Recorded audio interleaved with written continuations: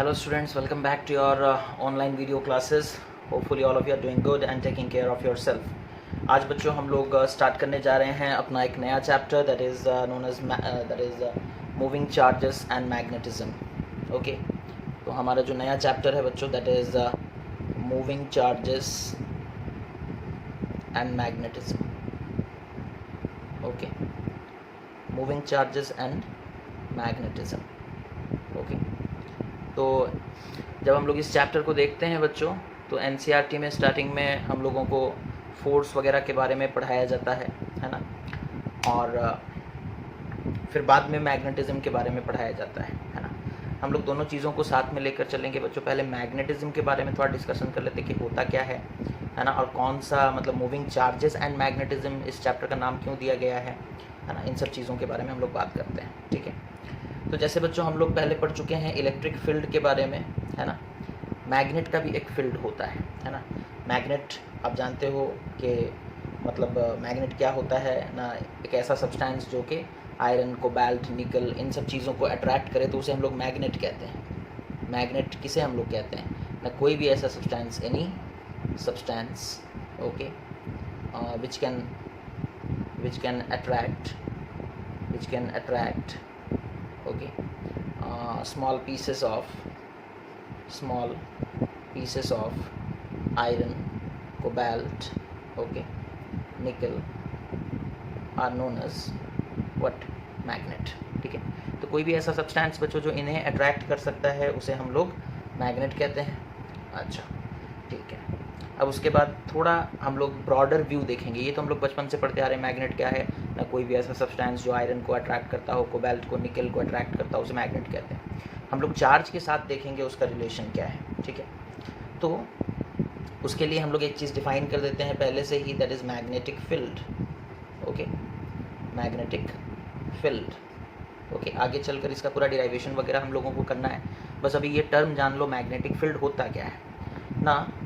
जैसे एक मैग्नेट है सपोज़ कर लो. ठीक है, एक मैग्नेट है बच्चों सपोज़ कर लो, नॉर्थ पोल साउथ पोल उसके पास है, तो उसके सराउंडिंग में एक स्पेस जिसके अंदर वो अपना इफेक्ट शो कर सकता है. यानी कि यहाँ पर आयरन का पार्टिकल को रखेंगे वो उसे अट्रैक्ट कर लेगा, यहाँ पर एक आयरन के पार्टिकल को रखेंगे वो उसे अट्रैक्ट कर लेगा, यहाँ पर रखेंगे अट्रैक्ट कर लेगा, यहाँ रखेंगे तो नहीं कर पाएगा है ना.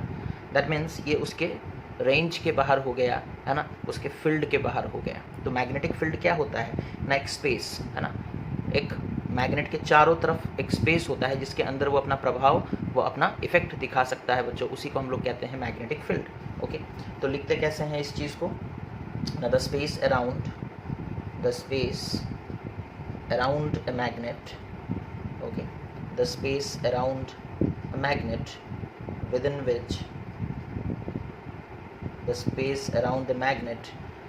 which its influence can be experienced, can be felt भी लिख सकते हो, और can be experienced. okay, is known as a magnetic field, is known as a magnetic field. ठीक है, is known as a magnetic field है ना. तो ये तो हो गया बच्चों कुछ टर्म्स है ना. अच्छा, चार्ज के साथ इसका क्या रिलेशन है थोड़ा देख लेते हैं है ना. ये तो मैग्नेट हो गया, और मैग्नेटिक फील्ड हम लोग किसे कहते हैं ये चीज़ आप लोग समझ गए होंगे है ना. इसे मिटा रहे हैं. ओके, अच्छा, अब हम लोग देखेंगे बच्चों, आगे बढ़ने से पहले हम लोगों को कुछ और चीज़ों के बारे में डिस्कशन करना है. जैसे जैसे हम लोग साइंस हमारा डेवलप होता गया बच्चों, हम लोगों को ये चीज़ पता चला ठीक है कि मैग्नेटिक फेनोमेना जो है ना, जैसे जैसे साइंस डेवलप हुआ हम लोगों को पता चला कि जो मैग्नेटिक फेनोमेना है ओके, ये मूविंग चार्जेस से प्रोड्यूस होता है ना. ये मूविंग चार्जेस के द्वारा प्रोड्यूस होता है. ठीक है, ऐसे तो नेचुरल मैग्नेट वगैरह भी होते हैं, but moving charges okay they produce magnetic phenomena, they can also produce magnetic phenomena. Okay, तो जितने भी फोर्सेस वगैरह मैग्नेटिक फेनोमेना हो गया जिनके वजह से फोर्सेस होते हैं इलेक्ट्रिक चार्जेस के बीच में. ठीक है, तो मूविंग चार्जेस मतलब चार्जेस इन मोशन है ना, चार्जेस इन मोशन. ठीक है, तो जब चार्ज मूव करता है ना बच्चों, यानी कि जब करंट फ्लो होता है तो वो अपने चारों तरफ एक मैग्नेटिक फोर्स क्रिएट करता है, एक मैग्नेटिक फील्ड क्रिएट करता है। तो इसी चीज़ के बारे में हम लोगों को डिस्कशन करना है। तो ये तो बहुत ही बेसिक सा बात हो गया कि चार्जेस जब मूव करते हैं तो वो एक मैग्नेटिक फिनोमेना यानी कि एक मैग्नेटिक फील्ड, एक मैग्नेटिक फोर्स क्रिएट करते हैं, है ना। तो आगे बढ़ने से पहले बच्चों और दो बातें हम लोग याद रखेंगे, दैट इज़ दो पॉइंट करके याद रख सकते हो, that is a moving charge, okay, a moving charge, okay, और एक करंट हम बोल सकते हैं। मूविंग चार्ज को ही तो करंट बोला जाता है, okay, creates a magnetic field, creates a magnetic field surrounding it, creates a magnetic field surrounding it, है ना। अपने चारों तरफ, जैसे सपोज कर लो एक वायर है, वायर में चार्ज फ्लो कर रहा है, करंट है ना, तो वो अपने चारों तरफ, उस वायर के चारों तरफ बच्चों एक मैग्नेटिक फील्ड क्रिएट हो जाएगा, उस वायर के चारों तरफ एक मैग्नेटिक फील्ड क्रिएट हो जाएगा। चार्ज मूव कर रहा है, वायर में चार्ज मूव कर रहा है, तो वो अपने चारों तरफ क्या करता है, एक मैग्नेटिक फील्ड क्रिएट करता है ना। ये एक पॉइंट हो गया। दूसरा पॉइंट क्या है, दैट इज जो मैग्नेटिक फील्ड होता है, magnetic field, okay, magnetic field create हो गया। Magnetic field exerts force on moving charges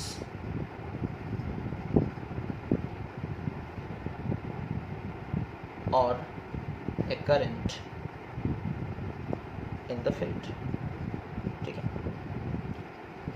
तो जैसे सपोज कर लो यहाँ पर एक मैग्नेटिक फील्ड है, ओके। अभी हम लोग देखें कि चार्ज मूव कर रहा है तो वो मैग्नेटिक फील्ड प्रोड्यूस करता है, और सपोज कर लो एक मैग्नेटिक फील्ड है और उसमें एक चार्ज मूव कर रहा है, उसमें चार्ज मूव कर रहा है, ठीक है।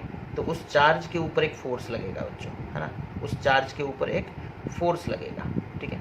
उस चार्ज के ऊपर क्या लगेगा, एक फोर्स लगेगा, ठीक है। तो चार्ज मूव कर रहा है तो वो मैग्नेटिक फील्ड प्रोड्यूस करेगा, ये एक बात हो गया। और मैग्नेटिक फील्ड के अंदर में अगर चार्ज मूव कर रहा है तो उस चार्ज के ऊपर एक फोर्स लगेगा, उस चार्ज के ऊपर एक फोर्स लगेगा, ठीक है। अच्छा, इन सारी चीज़ों को बच्चों सबसे पहले मतलब किसने ऑब्जर्व किया या फिर किसने लोगों को बताया, ठीक है। एक साइंटिस्ट थे जिनका नाम था ऑयस्टर, है ना, उन्हें हम लोग नॉर्मली ऑयस्टर के नाम से ही जानते हैं, उनका पूरा नाम हैंस क्रिश्चियन ऑयस्टर है, ठीक है। उन्होंने देखा, ठीक है, जिसे हम लोग फेमस है वो ऑयस्टर्स एक्सपेरिमेंट के नाम से, oysters experiment, okay, oysters experiment, okay.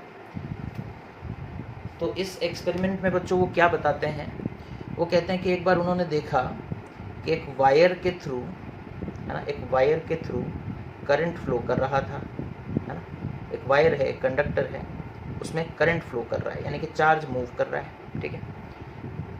और फिर वो क्या किए ना, उस वायर के पास एक मैग्नेटिक कॉम्पास लेकर के गए, ठीक है। मैग्नेटिक कॉम्पास आपको पता होगा, एक कॉम्पास होता है जिसका एक हेड होता है और एक टेल होता है ना। उसका हेड हमेशा अर्थ के नॉर्थ पोल की तरफ रहता है और उसका टेल हमेशा अर्थ के साउथ पोल की तरफ रहता है, ठीक है। तो उन्होंने देखा कि जब वो मैग्नेटिक कॉम्पास को एक करंट कैरिंग कंडक्टर के पास लेकर के गए, इसे हम लोग क्या कह सकते हैं, इसमें करंट फ्लो कर रहा है, मतलब हम इसे कह सकते हैं current carrying conductor, current carrying conductor, ठीक है। तो हैंस ऑयस्टर ने देखा, जैसे सपोज कर लो नॉर्मली जो हमारा क्या कहते हैं उसे, मैग्नेटिक कॉम्पास का नॉर्थ पोल सपोज इधर था और साउथ पोल इधर, ठीक है। और सपोज कर लो उस वक्त इस वायर में करंट फ्लो नहीं कर रहा था, ठीक है। अब जैसे ही इसमें करंट भेजा गया, वो देखते हैं कि ये मैग्नेटिक कॉम्पास का जो निडल है बच्चों, वो डिफ्लेक्ट हो जाता है, उसका अलाइनमेंट चेंज हो जाता है ना, उसका अलाइनमेंट चेंज हो जाता है। ये जो मैग्नेटिक निडल है बच्चों, वो खुद में एक टाइनी मैग्नेट है ना। मैग्नेटिक निडल जो होता है कॉम्पास के अंदर, है ना, वो खुद में एक टाइनी मैग्नेट है, छोटा सा मैग्नेट, ठीक है। अब मैग्नेट को कोई दूसरा मैग्नेटिक फोर्स ही मूव करा सकता है ना। एक मैग्नेट को कोई दूसरा मैग्नेटिक फोर्स मूव करा सकता है। तो करंट जब तक फ्लो नहीं कर रहा था तब तक तो वो मैग्नेटिक कॉम्पास अपने पोजीशन पर था, लेकिन जैसे ही करंट फ्लो हुआ बच्चों, उस मैग्नेटिक कॉम्पास के निडल में एक डिफ्लेक्शन दिखा।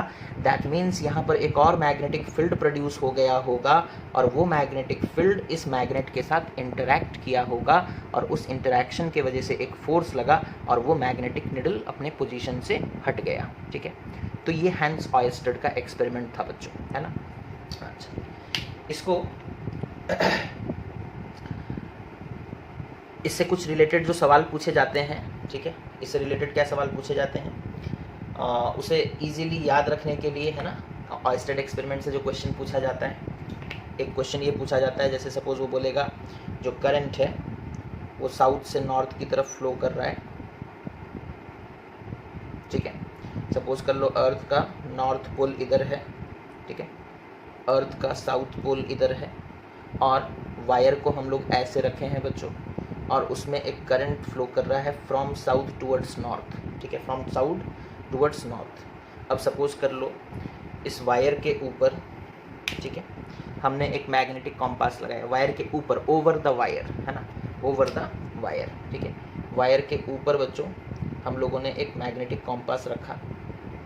ठीक है, वायर के ऊपर हम लोगों ने एक मैग्नेटिक कॉम्पास रखा। अब इनिशियली फिर से हम लोग बोल देते हैं कि सपोज इस वायर में करंट फ्लो नहीं हो रहा था। ठीक है, इनिशियली। तो बच्चों जो वायर मैग्नेटिक कॉम्पास का निडल होगा उसका हेड नॉर्थ की तरफ रहता है और टेल साउथ की तरफ रहता है। टेल जो है वो साउथ की तरफ रहता है ना। तो यहाँ देखो इस तरीके का अरेंजमेंट है। ओके, अब इधर नॉर्थ है इधर साउथ है बच्चों, तो अर्थ का ईस्ट होगा इधर, ओके, और वेस्ट होगा इधर। ठीक है, अच्छा, अब इस वायर में एक करंट फ्लो कराया गया फ्रॉम साउथ टू नॉर्थ। ठीक है, और वो ऑब्जर्व किए कि जो मैग्नेटिक कॉम्पास का नॉर्थ पोल है ना, ये मैग्नेटिक कॉम्पास का मैग्नेट है बच्चों, this is the north pole of the magnet. तो नॉर्थ पोल जो है वो वेस्ट की तरफ टर्न कर गया, है ना, नॉर्थ पोल जो है वो वेस्ट की तरफ डिफ्लेक्ट हो गया। ठीक है, तो इसे हम लोग इस तरीके से याद रख सकते हैं, एक वर्ड है दैट इज स्नो, है ना। करंट कहाँ से कहाँ फ्लो करेगा, साउथ टू नॉर्थ, है ना, करंट कहाँ से कहाँ फ्लो करेगा, साउथ टू नॉर्थ। ठीक है, तो एस एन, करंट कहाँ से कहाँ, साउथ टू नॉर्थ। ओ मतलब ओवर द वायर, हम लोग मैग्नेटिक कॉम्पास को कहाँ रखेंगे, वायर के ऊपर, ओवर द वायर। ओके, तो मैग्नेटिक कॉम्पास का नॉर्थ पोल किधर जाएगा ना, नॉर्थ पोल डिफ्लेक्ट होगा, नॉर्थ पोल डिफ्लेक्ट होगा किधर ना, वेस्ट की तरह, डिफ्लेक्ट टुवर्ड्स वेस्ट। ओके, तो W फॉर वेस्ट। ठीक है, इस तरीके से आसानी से याद रख सकते हो। और अगर यहीं पर ये याद रख लोगे, इसका रिवर्स प्रोसेस यानी कि इसका जो मतलब रेसिप्रोकल प्रोसेस बोल सकते हो, वो जस्ट अगर हम लोग कॉम्पास को वायर के नीचे रख दिए तो ईस्ट की तरफ डिफ्लेक्शन होगा, किधर होगा, ईस्ट की तरफ। ओके, तो ये हमारा बेसिक रूल हो गया। ठीक है, ऐसे याद रख सकते हैं हम लोग। ओके, समझ में आ रहा है। ओके, और यहीं पर बच्चों अगर सपोज कर लो हम लोग क्या करेंगे, जैसे स्टार्टिंग में सपोज मैग्नेटिक कॉम्पास का निडल जो है वो इस तरफ है, दैट इज़ मैग्नेटिक कॉम्पास का निडल नॉर्थ साउथ डायरेक्शन में है और कोई करंट नहीं फ्लो कर रहा है, और आप बोलोगे कि सर हम लोग नॉर्थ से साउथ की तरफ करंट फ्लो कराएंगे, तो डिफ्लेक्शन किधर होगा, टुवर्ड्स ईस्ट, डिफ्लेक्शन किधर होगा, टुवर्ड्स ईस्ट। ये जो दो केसेस हम लोग स्टडी किए हैं बच्चों, इट इज़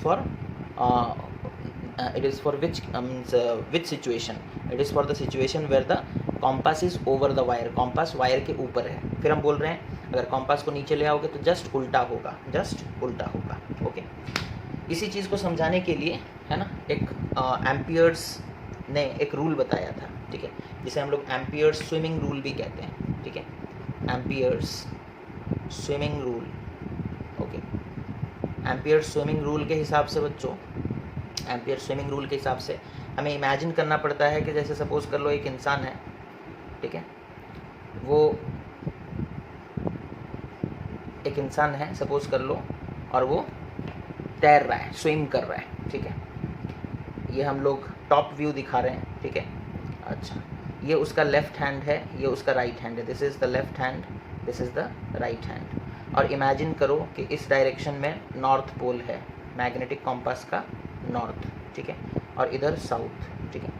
और अगर करंट इस डायरेक्शन में फ्लो होगा तो मैग्नेटिक कॉम्पास का नॉर्थ किधर जाएगा, लेफ्ट हैंड की तरफ। किधर डिफ्लेक्ट होगा, लेफ्ट हैंड की तरफ। इसी इंसान को उल्टा कर दो, ठीक है, इसी इंसान को उल्टा कर दो, ठीक है। इंसान जो है ना वो हमेशा किधर होगा, इन the direction of flow of current, ठीक है। अब जैसे सपोज कर लो इंसान पलट गया, है ना, इंसान पलट गया मतलब उसका डायरेक्शन हम लोगों ने पलट दिया, ठीक है। अब ये बच्चों उसका हो गया राइट हैंड, ये हो गया लेफ्ट हैंड, ठीक है, ये हो गया राइट हैंड, ऐसे है, ठीक है, इधर राइट इधर लेफ्ट, ओके। अब करंट सपोज इस डायरेक्शन में फ्लो कर रहा है तो मैग्नेटिक कॉम्पास का जो निडल है वो हमेशा लेफ्ट की तरफ ही डिफ्लेक्ट करेगा। किधर डिफ्लेक्ट करेगा, लेफ्ट की तरफ। तो लेफ्ट यानी कि इस साइड। तो अगर कॉम्पास यहाँ पर होगा, ठीक है, तो कॉम्पास इस तरफ डिफ्लेक्ट करेगा, that is towards left, okay. तो ये एम्पियर स्विमिंग रूल, इसे भी हम लोग याद रख सकते हैं बच्चों, ओके। तो ये हो गया था बच्चों ऑयस्टर एक्सपेरिमेंट के बारे में कुछ बात, है ना। और भी जैसे कि सपोज कर लो कभी कभी पूछ लेता है कि ये मैग्नेटिक कॉम्पास है, ठीक है, ये मैग्नेटिक कॉम्पास है और ये सपोज कर लो वायर है, ठीक है। अब हमसे पूछेगा कि इसमें सपोज कर लो ये साउथ हो गया बच्चों, इधर नॉर्थ हो गया, है ना, और इसमें करंट सपोज हम लोग इस डायरेक्शन में फ्लो करवा दिए, ओके। अब हमसे पूछा कि अगर हम 3 एम्पियर करंट फ्लो कराएंगे और 6 एम्पियर करंट सपोज फ्लो कराएंगे तो दोनों में डिफरेंस क्या आएगा। दोनों में डिफरेंस ये आएगा बच्चों कि अगर 3 एम्पियर इधर वेस्ट हो गया, इधर ईस्ट हो गया, तो डिफ्लेक्शन वेस्ट की तरफ होगा because compass over the wire है, वायर के ऊपर है, तो डिफ्लेक्शन होगा टुवर्ड्स वेस्ट, ओके, इस तरीके से वो मुड़ेगा। लेकिन अगर 6 एम्पियर करेंगे तो वेस्ट की तरफ ही मुड़ेगा लेकिन डिफ्लेक्शन ज़्यादा होगा, ठीक है। तो जो डिफ्लेक्शन है बच्चों, अमाउंट ऑफ डिफ्लेक्शन और the degree of deflection, it depends upon the magnitude of current. जब करंट कम था तो ऐसे था, कॉम्पास थोड़ा सा डिफ्लेक्ट हो गया। जब करंट हमने बढ़ा दिया तो वो डिफ्लेक्शन बढ़ गया, है ना। कॉम्पास इस तरीके से था, थोड़ा सा मुड़ा था और मुड़ जाएगा, ठीक है, और डिफ्लेक्ट कर जाएगा, है ना। तो ये भी एक क्वेश्चन पूछा जा सकता है। तो ये तो पता चल गया बच्चों कि अगर किसी कंडक्टर के थ्रू, है ना, चार्ज मूव कर रहा है, यानी कि moving charges is there, then magnetism will be there. Magnetism produce होता है, एक मैग्नेटिक फील्ड प्रोड्यूस होता है, एक मैग्नेटिक फोर्स प्रोड्यूस होता है ना। अब मैग्नेटिक फोर्स कितना होगा, है ना, उस चीज़ को हम लोग निकालेंगे, ठीक है। तो सबसे पहला लॉ आएगा बच्चों अब हम लोग हमारे पढ़ाई में, that is called Biot-Savart law, okay, Biot-Savart law, ठीक है। ये लॉ जो है बेसिकली वो क्या कहता है ना, सपोज कर लो एक वायर है, ओके, सपोज कर लो एक वायर है और बच्चों सपोज इस वायर में कुछ अमाउंट का करंट फ्लो कर रहा है, ठीक है, इस वायर में कुछ अमाउंट का करंट फ्लो कर रहा है, ठीक है। और सपोज हम लोगों को इस वायर से आर डिस्टेंस के दूरी पर एक पॉइंट है P, ठीक है, इस वायर से आर डिस्टेंस के दूरी पर एक पॉइंट है P, ठीक है, कितने डिस्टेंस के दूरी पर R, ठीक है। तो उसका पोजीशन वेक्टर हम लोग R वेक्टर से रिप्रेजेंट कर सकते हैं, ठीक है। अच्छा, तो इस पॉइंट पर कितना मैग्नेटिक फील्ड होगा वो अगर हम लोग निकालना चाहते हैं तो बायट बोले टोटल वायर के वजह से कितना मैग्नेटिक फील्ड होगा वो हम नहीं बता पाएंगे, बट हाँ अगर हम लोग इस वायर को छोटे छोटे टुकड़े में तोड़ देते हैं, ठीक है, एक छोटा सा एलिमेंट चूज़ करेंगे, ठीक है, एक बहुत ही छोटा सा एलिमेंट चूज़ करेंगे। एलिमेंट का लेंथ कितना होगा ना, DL वेक्टर, वेक्टर है बच्चों तो उसका डायरेक्शन भी होना चाहिए। डायरेक्शन किधर है ना, इन the direction of current, in the direction of current, okay. तो यहाँ पर जो DL वेक्टर चूज़ किया गया है बच्चों, वो DL वेक्टर का डायरेक्शन किधर होगा ना, करंट का डायरेक्शन जिधर है, करंट इधर फ्लो कर रहा है इस डायरेक्शन में, तो DL वेक्टर का डायरेक्शन उधर ही होगा, ठीक है। अब ये जो DL वेक्टर है वो उस पॉइंट के पोजीशन वेक्टर के साथ कितना एंगल बना रहा है, सपोज कर लो थीटा, ओके। तो ये सिचुएशन है बच्चों, है ना। बायोट-सैवर्ट बोले हम पूरे वायर के लिए कितना मैग्नेटिक फील्ड प्रोड्यूस होगा हम नहीं बताएंगे, हम एक छोटे से एलिमेंट, वायर का एक छोटा सा एलिमेंट चूज़ करो, उसके वजह से इस पॉइंट पर कितना मैग्नेटिक फील्ड होगा हम वो बता देंगे, यानी कि स्मॉल मैग्नेटिक फील्ड। तो ये जो हम लोग एक चूज़ कर लिए क्या, करंट एलिमेंट, ओके। हम लोग क्या चूज़ किए बच्चों, एक करंट एलिमेंट चूज़ किए, ओके। तो ये एक छोटा सा करंट एलिमेंट है DL लेंथ का, जिसमें I अमाउंट का करंट फ्लो कर रहा है। हम लोग P पॉइंट पर जो कि R डिस्टेंस के दूरी पर है, इस करंट एलिमेंट से, वहाँ पर कितना मैग्नेटिक फील्ड है वो निकालना चाहते हैं। उस यहाँ पर जो जितना मैग्नेटिक फील्ड होगा, सपोज बच्चों हम लोग उसे रिप्रेजेंट करते हैं डी वेक्टर से। डी वेक्टर मैग्नेटिक फील्ड का सिंबल होता है बच्चों बी वेक्टर, क्योंकि एक छोटे से एलिमेंट के लिए मैग्नेटिक फील्ड निकाल रहे हैं तो एक छोटा सा मैग्नेटिक फील्ड प्रोड्यूस होगा, इसी के लिए डी बी लिख रहे हैं, ठीक है। तो डी बी वेक्टर का अमाउंट का मैग्नेटिक फील्ड प्रोड्यूस होगा। अब बायोट-सावर्ट लॉ डायरेक्ट थियोरिटिकली इस चीज़ को समझाते हैं।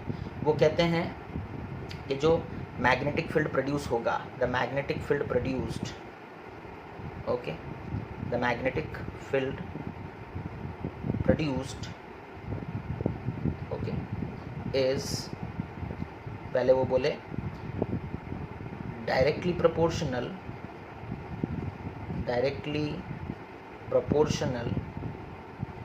Okay, directly proportional to the current flowing through the wire, to the current flowing through the wire, okay। एक स्टेडी करंट फ्लो कर रहा है बच्चों, एक पर्टिकुलर अमाउंट का करंट फ्लो कर रहा है। That means the magnetic field कितना है, dB, तो dB is proportional to I, है ना, करंट पे डायरेक्टली प्रोपोर्शनल है बच्चों। फिर वो क्या बोले, फिर वो बोले कि ये जो मैग्नेटिक फील्ड प्रोड्यूस होगा, it is directly proportional to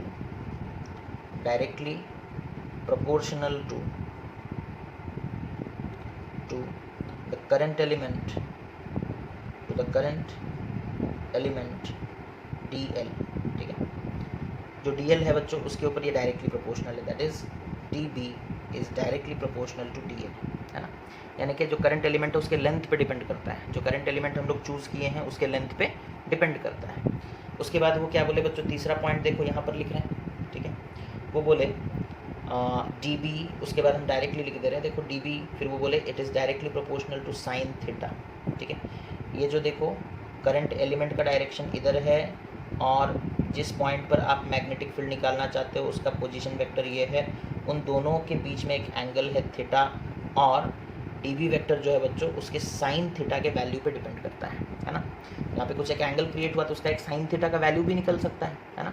जैसे सपोज कर लो 45 डिग्री, तो साइन 45 डिग्री दैट इज़ 1/√2, तो वो साइन थीटा के ऊपर डिपेंड करता है जो मैग्नेटिक फील्ड होगा, उसके बाद वो क्या बोले बच्चों, वो बोले कि जो dB होगा that is the magnetic field, वो इन्वर्सली प्रोपोर्शनल होगा स्क्वायर ऑफ डिस्टेंस पे। यहाँ से यहाँ तक का डिस्टेंस r है तो उसके स्क्वायर पे इन्वर्सली प्रोपोर्शनल होगा, तो अब ये जितने भी चीज़ वो बोले थे उन सबको हम लोग कंबाइन कर देते हैं, है ना, तो combining point 1, point 2, point 3 and point 4, इन चारों पॉइंट्स को कंबाइन करते हैं, ठीक है।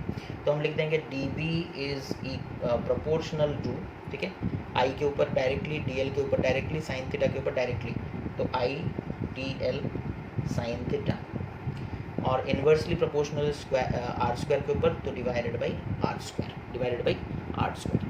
फिर बात आता है बच्चों कि अभी प्रोपोर्शनल है, इक्वेशन बनाने के लिए एक कांस्टेंट मल्टीप्लाई करना पड़ेगा, है ना, तो कांस्टेंट क्या आता है देखो यहाँ पर, dB is equals to mu naught by 4 pi IDL sine theta by R square, ठीक है। यहाँ कांस्टेंट क्या आया बच्चों देख सकते हो, म्यू नॉट बाई 4 पाई। अब ये म्यू नॉट बाई 4 पाई क्या है, ये एक कांस्टेंट है, इसका एक पर्टिकुलर वैल्यू है ना, और उसका वैल्यू भी हम लोग देखेंगे कितना है, ओके। फिलहाल तो आप लोग इतना नोट करो कि dB का value as per Biot Savart law निकल गया है, that is mu naught by 4 pi IDL sine theta by R square, ठीक है। तो इतना नोट कर लो बच्चों। हम इधर राइट हैंड साइड में जो लिखा गया है उसे थोड़ा मिटा रहे हैं, ओके।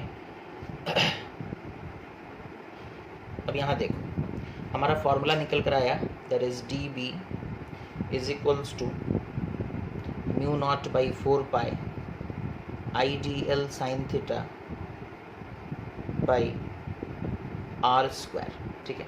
अच्छा, हम क्या करते हैं बच्चों, एक r ऊपर में मल्टीप्लाई कर देते हैं, एक r नीचे में मल्टीप्लाई कर देते हैं, ठीक है। देखो तो क्या हो जाएगा ना, dB will be equal to mu naught by 4 pi, ठीक है, IDL एक r ऊपर मल्टीप्लाई कर देते हैं, r sine theta divided by, अब नीचे में भी एक r मल्टीप्लाई करेंगे तो पहले r स्क्वायर था, बाद में r क्यूब हो जाएगा, है ना, बस इतना ही तो होगा। अच्छा, हमने ये r क्यों मल्टीप्लाई किया? हमने ये r इसलिए मल्टीप्लाई किया बच्चों, क्योंकि अगर आप लोग वेक्टर पढ़े होगे तो a b साइन थीटा होता है a vector cross b vector, है ना। a vector cross b vector को हम लोग कैसे लिखते हैं? a b sine theta. यहाँ पर देखो उसी तरीके से dl r साइन थीटा, ठीक है। dl समझ लो a, r को समझ लो b, तो a b साइन थीटा। अच्छा, a b साइन थीटा को हम लोग लिख सकते हैं a vector cross b vector, है ना। क्या लिख सकते हैं? a vector cross b vector. तो ऐसे कर देने से हमें डायरेक्ट वेक्टर फॉर्म में आंसर मिल जाएगा, ठीक है। तो हम फाइनली लिखेंगे बच्चों db is equals to mu naught by 4 pi, okay, i dl vector cross r vector, ठीक है, बाई r क्यूब, ठीक है, by r cube. So this is the vector form, है ना, this is the vector form of magnetic field obtained by Biot Savart's law, है ना। तो dl vector cross r vector is nothing but dl r sine theta, है ना। जैसे a vector cross b vector can be written as ab sine theta, उसी तरीके से dl vector cross r vector can be written as dl r sine theta, ठीक है। तो dl r sine theta की जगह हमने लिख दिया dl vector cross r vector. ऐसा क्यों किया फिर से हम बता देते हैं कि हम लोगों को डायरेक्ट वेक्टर फॉर्म में मिल गया, तो ये db वेक्टर हो जाएगा, है ना। वेक्टर फॉर्म में हमें मैग्नेटिक फील्ड मिल गया, है ना, मैग्नेटिक फील्ड मिला, ठीक है।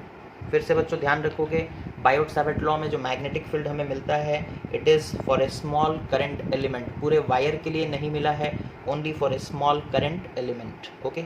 इतना नोट करो बच्चों जल्दी जल्दी। उसके बाद अब देखो यहाँ पर हम लेफ्ट हैंड साइड में जो लिखे हैं उसे थोड़ा मिटा रहे हैं। अब उसके बाद आता है डायरेक्शन कैसे पता चलेगा। मैग्नेटिक फील्ड है तो उसका डायरेक्शन भी होगा।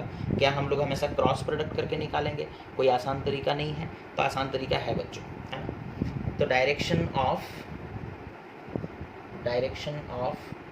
db वेक्टर, है ना, ये जो db वेक्टर यहाँ पर एक क्रिएट हुआ, है ना, यहाँ पर जो एक स्मॉल मैग्नेटिक फील्ड क्रिएट हुआ उसका डायरेक्शन किधर होगा? तो सिंपल हम लोग यहाँ पर बच्चों राइट हैंड स्क्रू रूल बोल सकते हो या फिर राइट हैंड थंब रूल, दोनों में से किसी को भी यूज़ कर सकते हैं, ठीक है। राइट हैंड थंब रूल थोड़ा ज़्यादा आसान होता है यूज़ करने के लिए। देखो, तुम्हें अपने राइट हैंड को लेना है, राइट हैंड के थंब को करंट के डायरेक्शन में रखना है, ठीक है। करंट देखो ऊपर की तरफ जा रहा है, इस तरफ करंट जा रहा है, थंब को करंट के डायरेक्शन में रखना है। पॉइंट P पर हमें मैग्नेटिक फील्ड का डायरेक्शन चाहिए, तो हम कर्ल करेंगे अपने फिंगर को पॉइंट P की तरफ, ठीक है। देखो हमारा बाकी जो फिंगर्स है वो बोर्ड के अंदर जा रहा है, दैट मीन्स यहाँ पर डायरेक्शन क्या हो जाएगा? इनटू द बोर्ड, है ना, into the board, okay.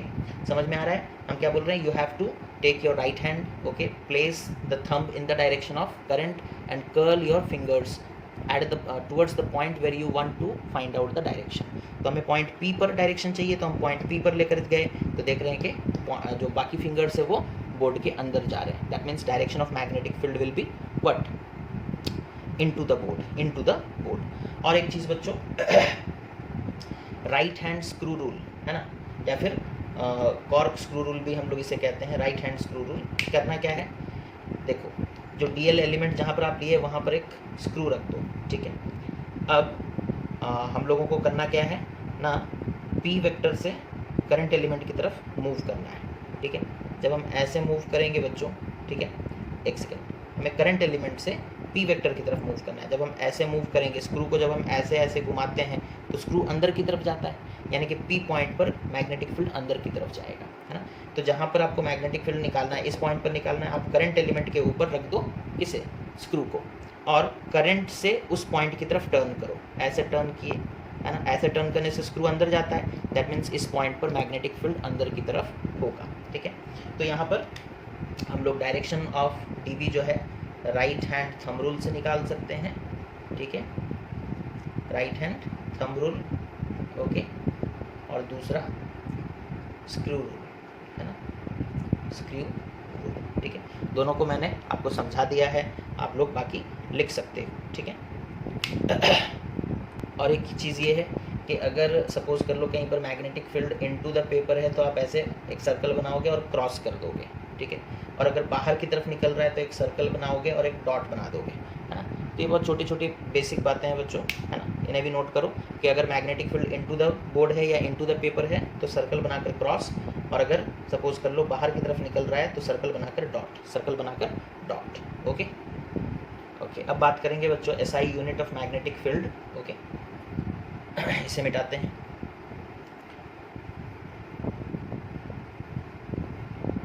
SI unit of magnetic field,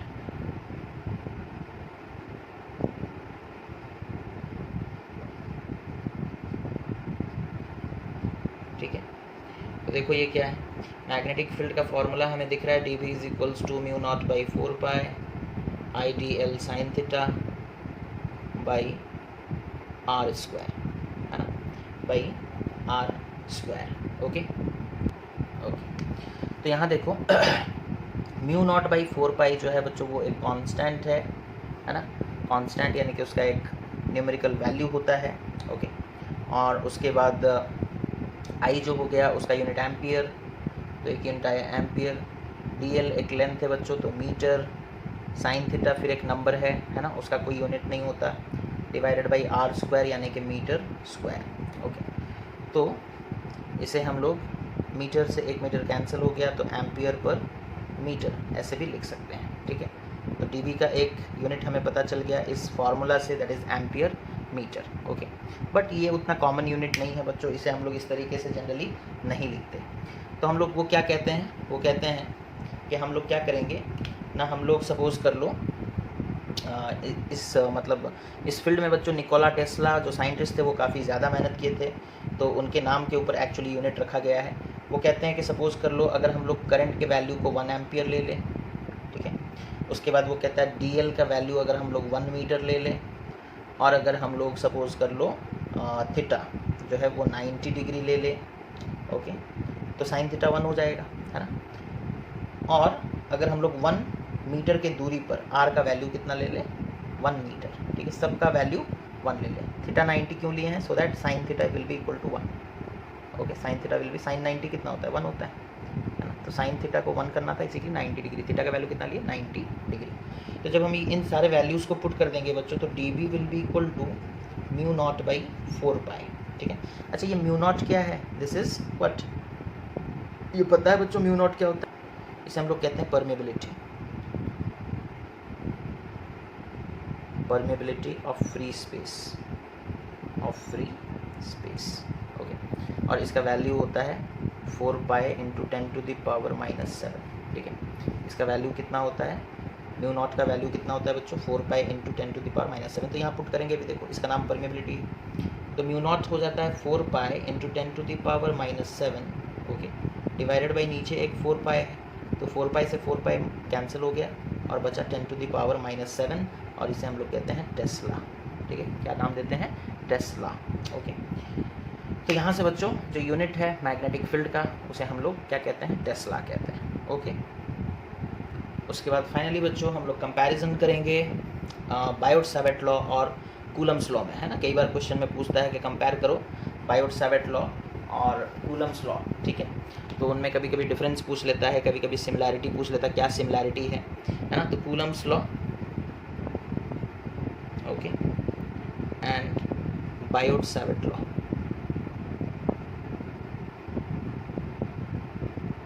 okay. दोनों का फॉर्मूला पहले देखते हैं बच्चों। इसका फॉर्मूला है F is equals to K Q1 Q2 by R square, और इसका फॉर्मूला क्या है ना, D B is equals to mu naught by 4 pi, okay. अच्छा, इसमें के नहीं लिख करके 1 बाई 4 पाई एप्सिलॉन नॉट लिख देते हैं, 4 पाई एप्सिलॉन नॉट, और यहाँ पर mu naught by 4 pi I D L sine theta by R square, ठीक है। अब दोनों फार्मूला में देखो, इसमें भी आर स्क्वायर है और इसमें भी आर स्क्वायर है, तो एक सिमिलैरिटी तो मिल गया बच्चों हम लोगों को, है ना। एक सिमिलैरिटी मिला है, एक सिमिलैरिटी क्या है, सिमिलैरिटी क्या है देखो ना, both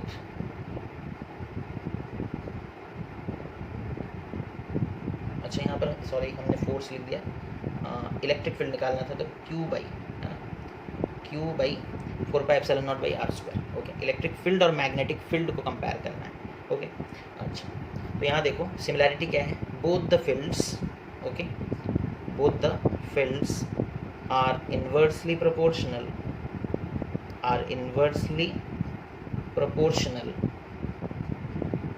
to whom? To the square of distance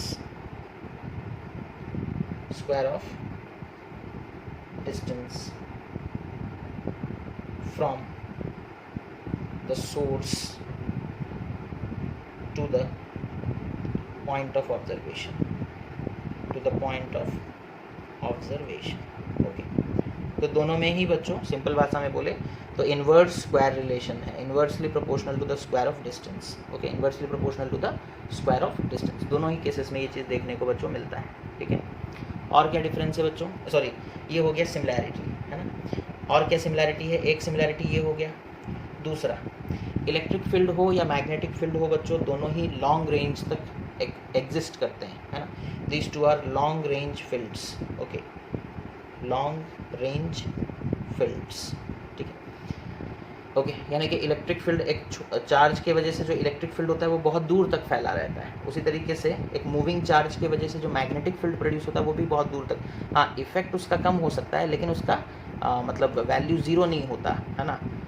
okay, उसके बाद और क्या सिमिलैरिटी है बच्चों, प्रिंसिपल ऑफ सुपरपोजिशन। हम लोग याद है, अगर सपोज कर लो यहाँ पर एक चार्ज है Q0, यहाँ पर एक चार्ज है Q, यहाँ पर एक चार्ज है सॉरी Q1 Q2, यहाँ पर एक चार्ज है सपोज कर लो Q3, है ना। तो इसके वजह से एक इलेक्ट्रिक फील्ड, इसके वजह से एक इलेक्ट्रिक फील्ड, इसके वजह से एक इलेक्ट्रिक फील्ड, सबका वेक्टर सम कर देते थे तो हम लोगों को नेट इलेक्ट्रिक फील्ड पता चल जाता था, है ना। नेट इलेक्ट्रिक फील्ड पता चल जाता है, सुपरपोजिशन प्रिंसिपल लागू होता था, है ना। और यहाँ पर मैग्नेटिक फील्ड में भी बच्चों सुपरपोजिशन प्रिंसिपल एप्लीकेबल होगा। तो superposition principle is applicable in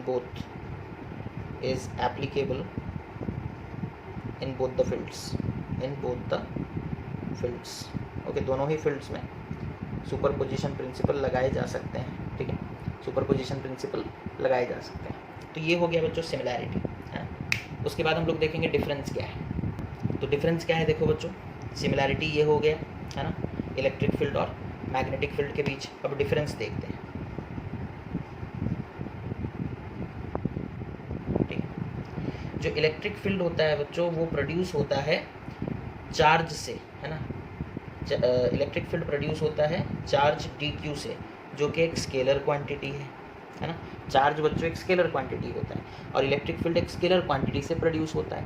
लेकिन जो मैग्नेटिक फील्ड है, ठीक है, ओके, वो प्रोड्यूस होता है dl वेक्टर से, आइडियल वेक्टर, है ना, करंट एलिमेंट, जो कि एक वेक्टर क्वांटिटी है। पहला डिफरेंस ये हो गया, है ना। तो इलेक्ट्रिक फील्ड का सोर्स कौन है, एक स्केलर क्वांटिटी, और मैग्नेटिक फील्ड किससे बनता है, एक वेक्टर क्वांटिटी से बनता है, ठीक है। तो पहला ओरिजिन में ये डिफरेंस हो गया। और क्या डिफरेंस है, ठीक है, और क्या डिफरेंस है देखो ना, जो जैसे सपोज कर लो मतलब जो इलेक्ट्रिक फील्ड प्रोड्यूस होता है ना, उसका डायरेक्शन जो होता है किधर होता है, along the displacement vector joining the source and the field point, ठीक है। जैसे सपोज यहाँ पर एक चार्ज है बच्चों Q, यहाँ पर आपको इलेक्ट्रिक फील्ड निकालना है, यहाँ पर एक चार्ज है सपोज कर लो Q, और आपको यहाँ पर इलेक्ट्रिक फील्ड निकालना है। तो इलेक्ट्रिक फील्ड का डायरेक्शन कैसे निकलता था ना, इस तरीके से निकलता था, ठीक है, ऐसे along the line joining them, तो इलेक्ट्रिक फील्ड का डायरेक्शन किधर होता था ना, along the line joining the source and the point,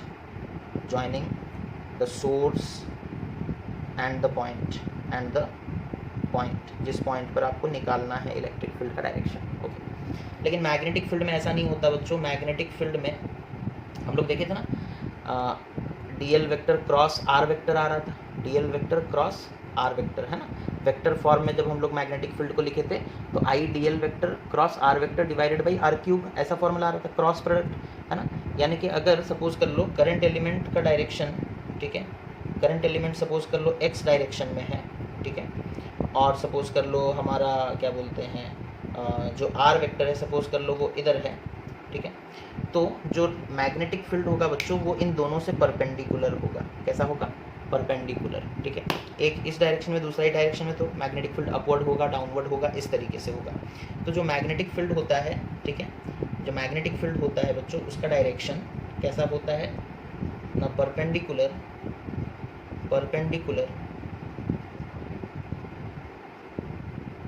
okay, perpendicular to the plane containing